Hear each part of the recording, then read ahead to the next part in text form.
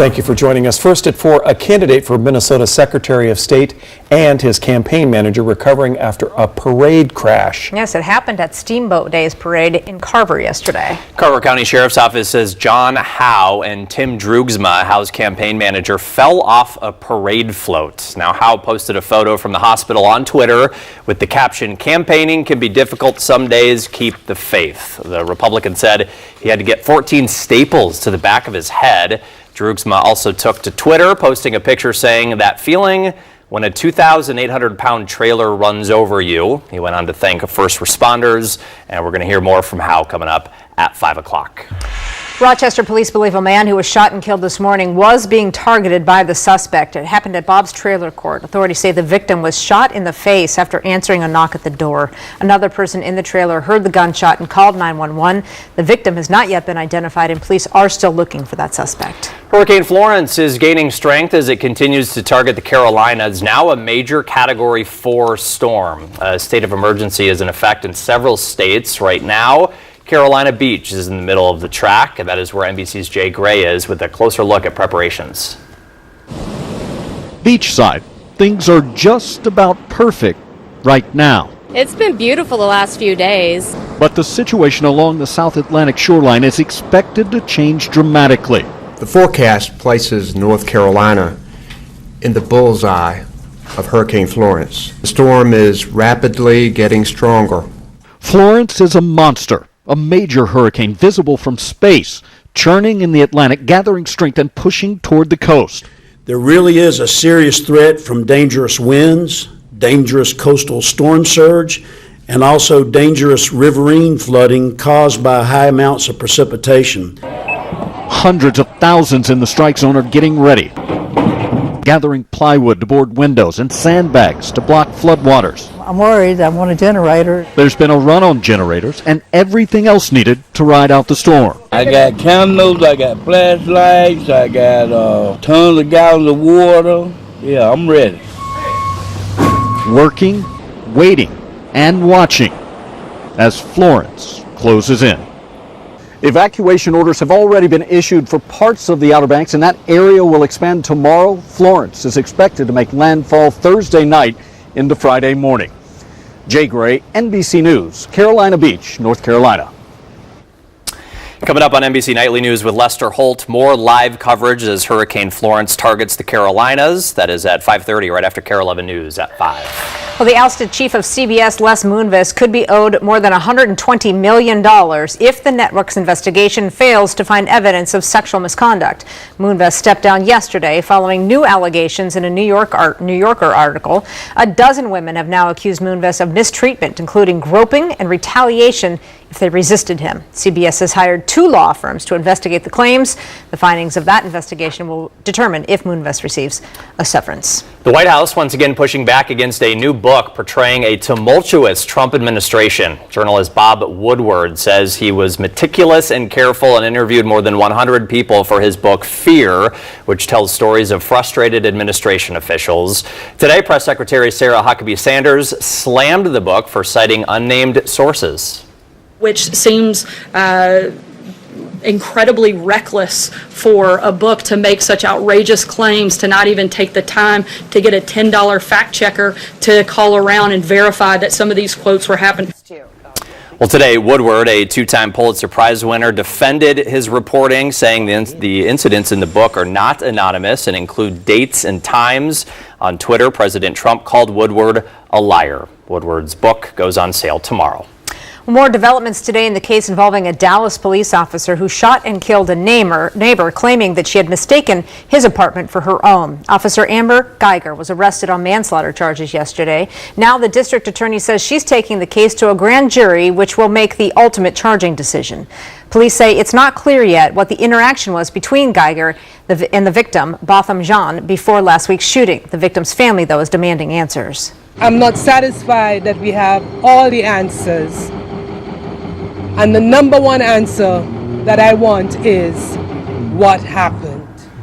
Officer Geiger is free on $300,000 bond. The Dallas Police Department has asked the Texas Rangers to investigate in order to provide transparency. Four-time Grammy winner Olivia Newton-John is battling cancer for the third time. Newton-John, who turns 70 later this month, says doctors found a tumor in her lower back in 2017. She says she is treating it naturally and going very well. The Grease star has undergone radiation treatments and is taking cannabis oil for pain. Newton-John was first diagnosed with breast cancer in 1992, undergoing a partial mastectomy. She was diagnosed with breast cancer again in 2013. Our thoughts are certainly with her. No one should have to do that more than once, as we've learned with our own Randy Shaver, but 3 times it's like, oh my goodness, that poor woman. Let's turn our attention now, though, to weather. Yeah, which is good, actually. We continue our stretch. You're going to notice a little bit more in the way of some humidity later this weekend, warmer temperatures, but out there today, we're flirting with that 79 degrees, 80-degree mark. As you can see, a few high clouds have moved on in.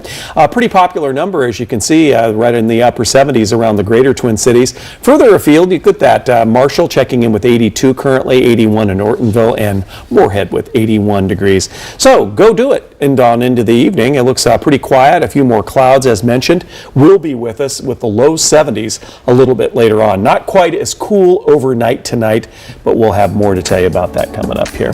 Well, we have a lot more ahead, including what women should know when it comes to ovarian cancer. Yeah, and plus a new report suggesting that teenagers are aware of the impact that social media is having on their daily lives. Also, where Minnesota ranks when it comes to happiness. We'll be right back.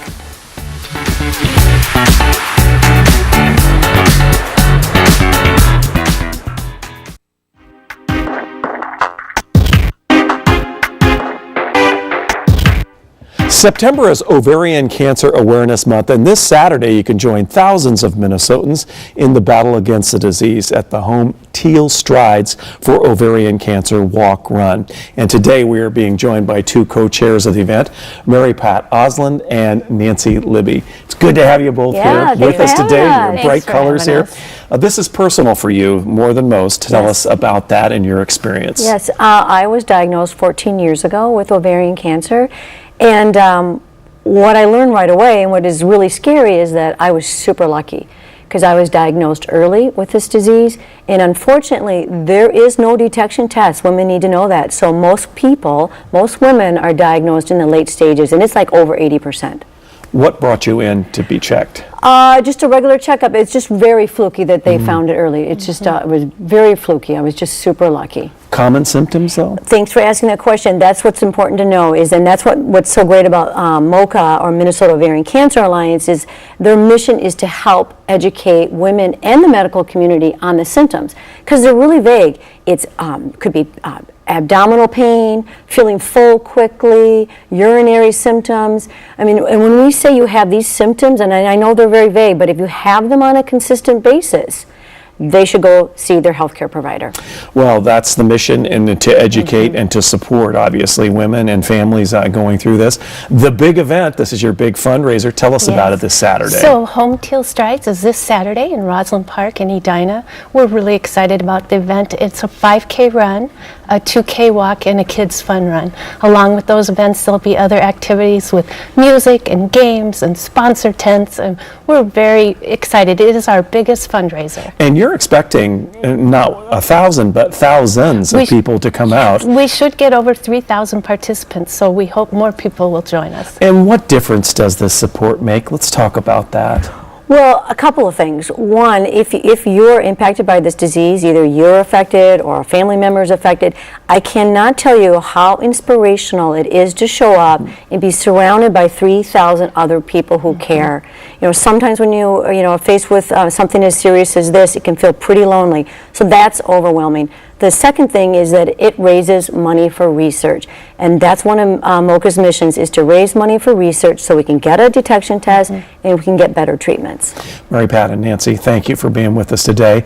All the best with the event. It looks like the weatherman's going to cooperate. I hope so. As we roll on into this weekend, keeping our fingers crossed. Thank you. You can find more information about the event on KARE11.com under the News at 4 page.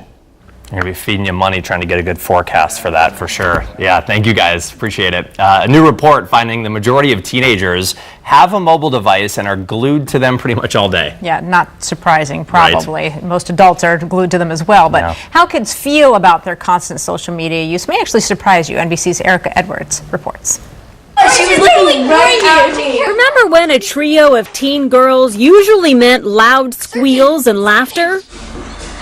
That is so 6 years ago. Social media and cell phones have transformed adolescence. A new report from the nonprofit Common Sense finds 70% of teenagers are cruising social sites like Snapchat and Instagram multiple times a day, up from just a third of teens in a Common Sense study released in 2012. And they're aware of the impact it's having on their lives. They're more concerned about overuse of social media. Even if they admit to being addicted and constantly distracted, they're worried about that. I think that's a positive because that can lead to behavior change.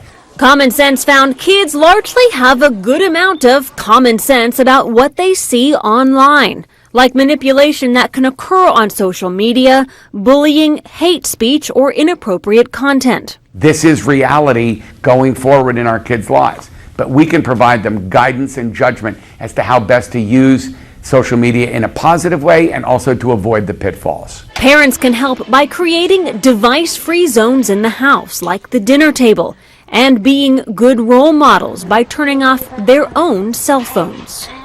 Erica Edwards, NBC News. Parents. It's up to us to set a good example. No pressure or right? like that. Well, only a few of the surveyed teens felt that social media made them feel badly about themselves. That's good news. A majority said it actually had a positive effect. So something we can all work on, I think. Yeah, absolutely. Day to day. Sweater season is almost here, kind of upon us. And coming up next, we're talking fall fashion ideas for men. Fancy. Oh, yes. Plus the humidity, sadly. Coming back, Pat's got a look at the warmer days ahead.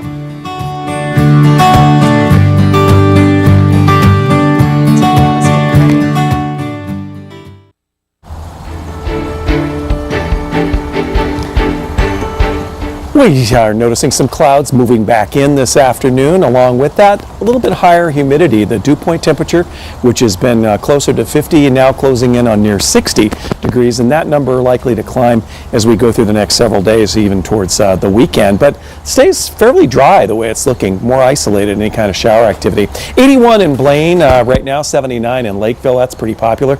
North St. Paul South St. Paul with 79, and then Buffalo with 78 degrees right now. So the big picture, always like to talk about that. Fairly quiet, exception you can see just a line of some showers. It's a weak, very weak frontal system that is hugging the northern third of the state right now, but enough that it's generating some cloud cover for us as we pull back and expand the view. You can see these clouds been sliding up our direction. Mainly has been dry though in our neck of the woods for sure. As we go up into the north a little bit more in the way of potential for some spotty shower activity. For the evening though, look at that, just nice. Temperatures in the 70s, a little bit of a south breeze here, so exchanging a little bit cooler, drier air from the north with more of the southerly flow of air. So with that in mind, here's a look ahead. We go into 6 o'clock tonight, and there's that isolated shower action up to the north, a little bit thicker cloud cover up there as well, and then another line of some showers and some storms, possibly later Tuesday, Wednesday, and this is the timeline there. By Wednesday morning, we could see some activity in the northern third of the state. But for tomorrow, it looks like another beautiful day. I expect that we'll see more in the way of sunshine, extended period of sunshine into the afternoon time. But there you see those dew point numbers. Look at that, climbing back into the lower 60s. That's when you begin noticing and feeling a little bit more of that muggy condition, but not oppressive for sure. Everyone getting in on these temperatures above average. So as we move into the month, you can see we get a little bit of a taste of a return of summer here on a pretty wide spread, as you can see all the way up and down the line.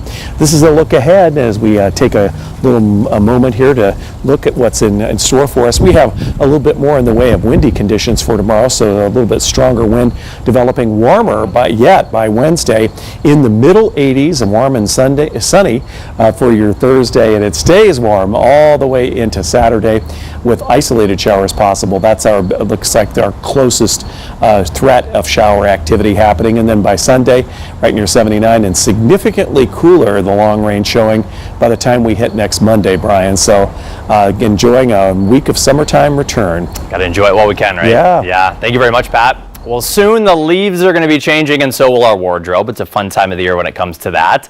Out with the shorts and in with the sweaters and pants, and today we're looking at some classic fall looks for guys with a twist. And here to help us out with that is Ini Iyamba, founder of MN4MN, also Right Justified. Great to have you here with us. Brian, thank you so much for having me. It's a fun time of the year, isn't it, when it comes to fashion? It's a great time of the year when it comes to fashion. And, you know, it's just a great time to layer, great time to put your jackets on and look good when, if being protected from the elements. Yeah, talking about some fall must-haves for guys, what do we need to have in our wardrobe? What do you recommend? My recommendation is always, I love turtlenecks. Sure. Okay, and every season designers try to kill turtlenecks, but turtlenecks will never die. So beautiful turtleneck. This is a cotton cashmere piece from Isaiah. Sure. Just feel it. Put on your skin feels great.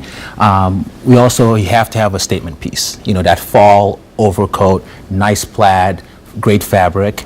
And this season we have the return of the double-breasted sport coats and jackets. So, great way to be, you have the peak lapel, another statement piece, and then they're military influence. And that's a piece from my own closet, and it's an opportunity for you to kind of personalize your own style. Yeah. Putting some patches and putting some pins on it. I love that stuff.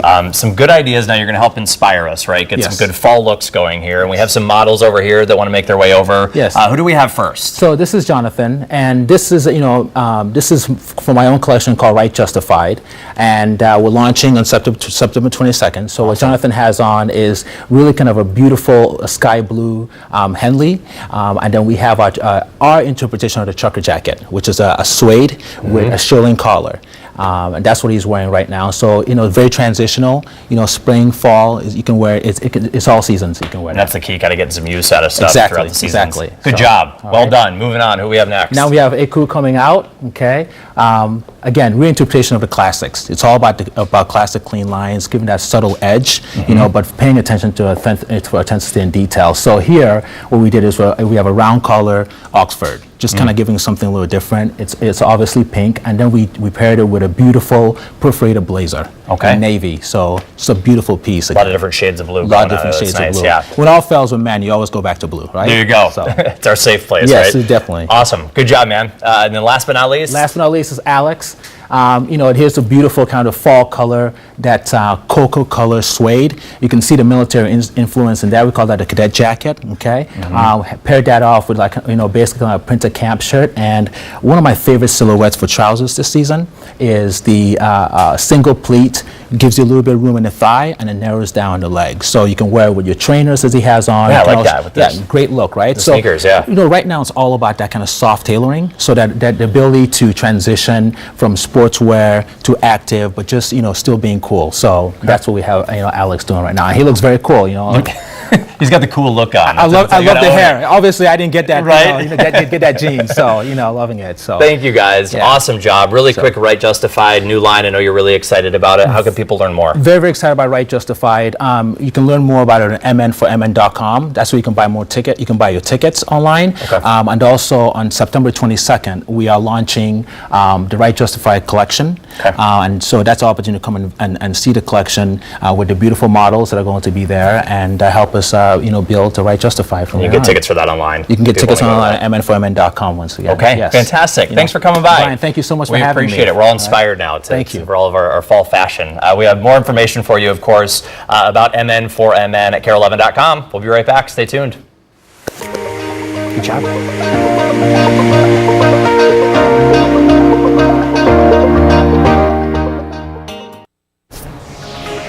Well, finally at 4, Minnesota is one of the happiest places to live. We already knew that. The land of 10,000 lakes ranks 3rd on Wallet Hub's happiest states in the study. Who the heck beat us, by the way? Yeah, come on. We'll tell you in a minute here. The rankings looked at 31 indicators, including emotional and physical health, sports participation, volunteerism, and safety. Hawaii was number 1, and Utah was number 2. Wisconsin, don't worry, you made the list too. Not too far away. You came in at number 11. Why are we here so active? I feel like there's a pretty direct correlation with that, I would imagine, with happiness. Oh, for sure. As they pointed out there. So. Yeah, and embracing all the seasons. I mean, I think that's a big part of it, or you're nuts. You have to.